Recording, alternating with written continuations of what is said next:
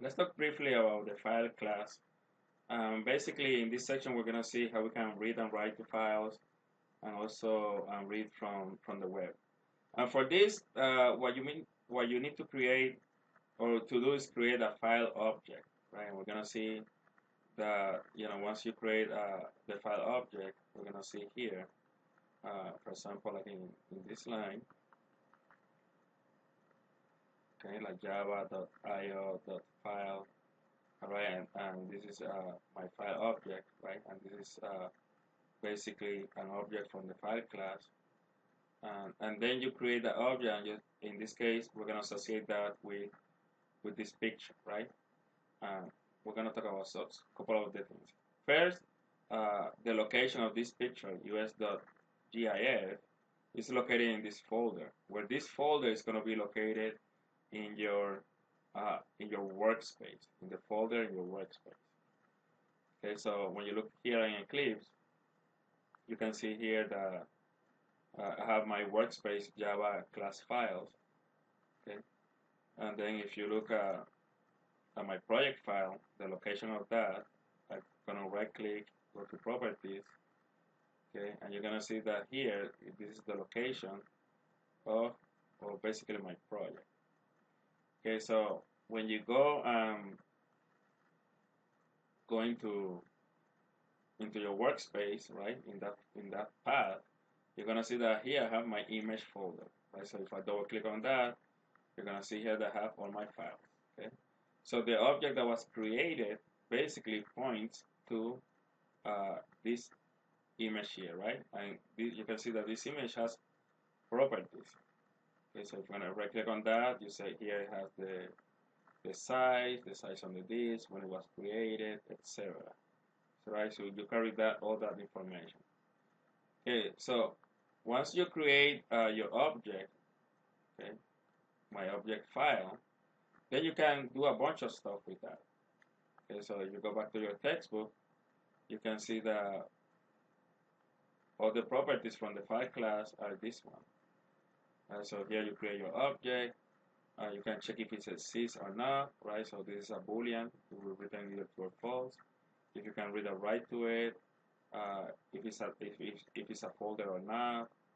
Okay, you can also get the path, absolute path, etc. Right? So there's a lot of stuff you can do here. You can create directories, right? And so on and so on. Right. So in this case, we're gonna check if the file exists. We're gonna check the size. You can read and write to it. The absolute path, if it's hidden. Right. So these are properties for my file. Right. So let's take a look. It's gonna run it. Okay. And the file exists. Okay, here you see, give me the size in bytes. Tells me that I can read and write to it. If it's a directory, no, it's not. It's a file. That's true, right? It's either one or the other. Then here will tell me the absolute path, right? So technically, I could have used this location here, okay, and then it will work the same. Okay, let me see. It's gonna run it.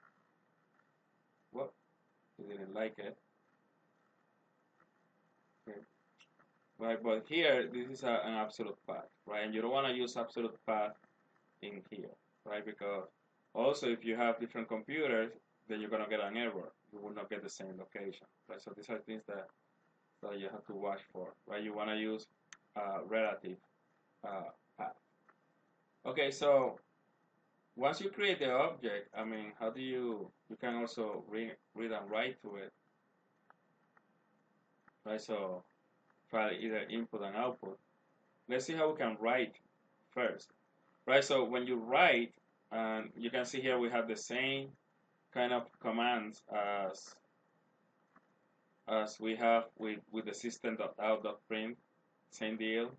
But now instead of writing to the system.out, which is a console, here let's create uh, my input, my file object, right? So it goes to score.txt, which is a text file that doesn't exist in my computer, right? So now file is going to be associated to this file name.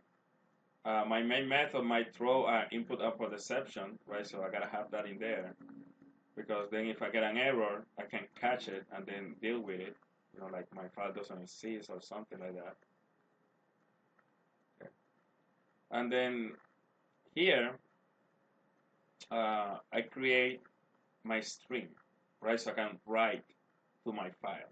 The same way we type system.out.println, here you create an output object, right? And then it's just as easy that instead of using system.out.println, here you put output.print, right? And then we just go and write to your text file. Okay, so let's try that. Let me double check the name of this code. Write data, which is right here. Okay, this is kind of like what we discussed.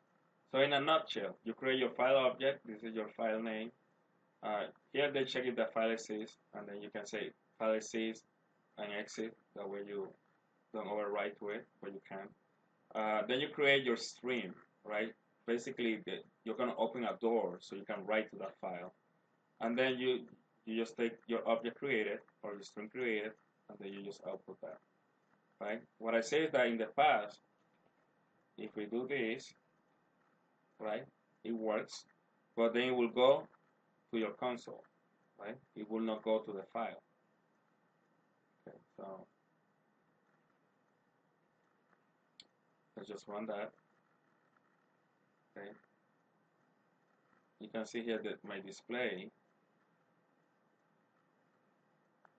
is blank because there's nothing here.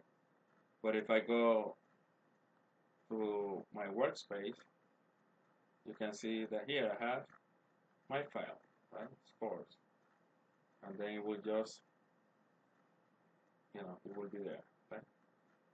So it works great. Let's take a look in reading data. Okay, so same deal. Now I also create my object, right? So it points to score.txt, which is already created. But now I create as an input object, right? Look at this kind of input, kind of like similar to what we have done.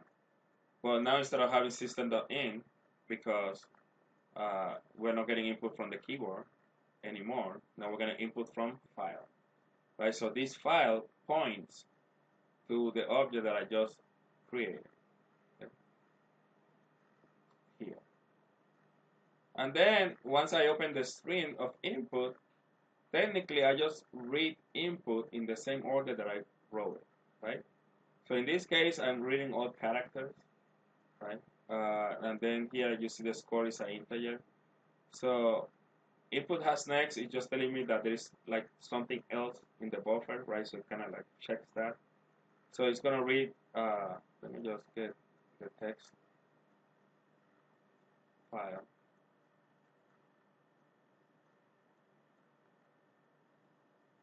Let me just get this. It's gonna read in that order, right? Just go. Actually, I need a textbook. This guy. Okay. So you follow that the first line is input.next, so it's gonna read a string that will be this John. Okay.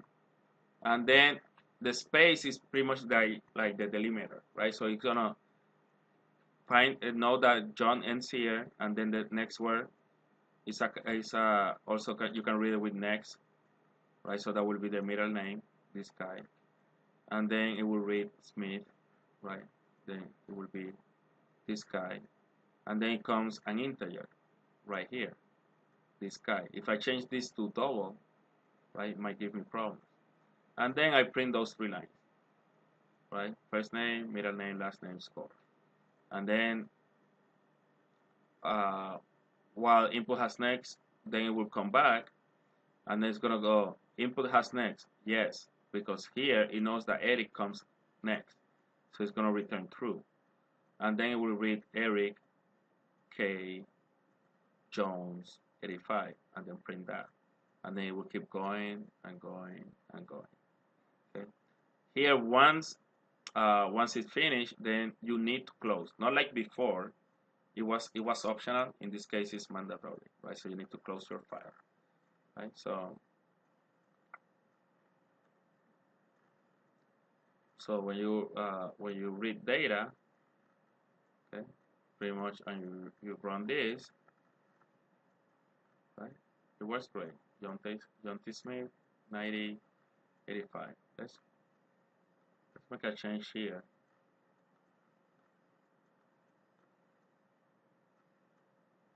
Change this to 88. Let's see what happens. I'm gonna close and then run again. It works perfect, right? Uh,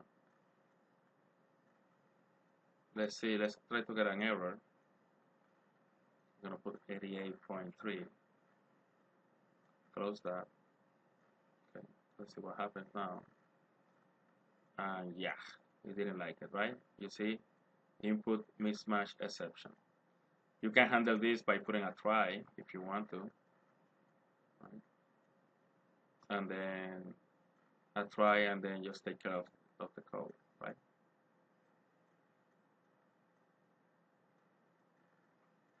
So let's see how that works. So if we put a try, and then here, we go here, and then let's put a catch, and then let's put exception, ex, okay, and then let's put here, and then we just print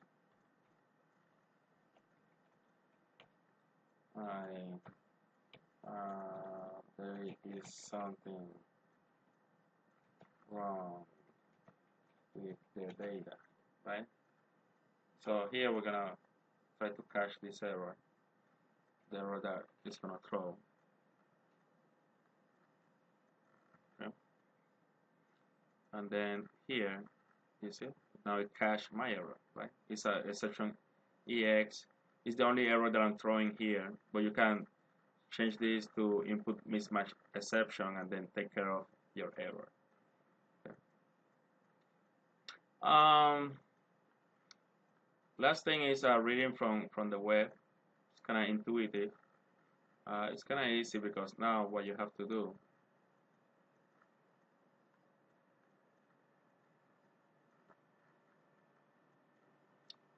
here you will create a URL object, right? So now instead of pointing to uh, a file, you point out to an address on the web, right? And that's kind of like what you do here. So reading from the web, here the person is going to enter a URL, fine. But here you create your URL object. That's kind of like what you do. And then you create your input, and now instead of doing file or system.in, you just put here URL string, right? So you open the string, and then you read that from there as you read from a file. Same deal. Okay. Nice thing is that here we have two different type of cache. Right? So we have a cache if we get a wrong URL, right? And they just here we cache it, and here you get another for IO exception, and you can put another cache for input mismatch if you want to. Right? Okay, so I'm gonna let you play around with that code, which is kind of like intuitive. If you have problems, then shoot me an email.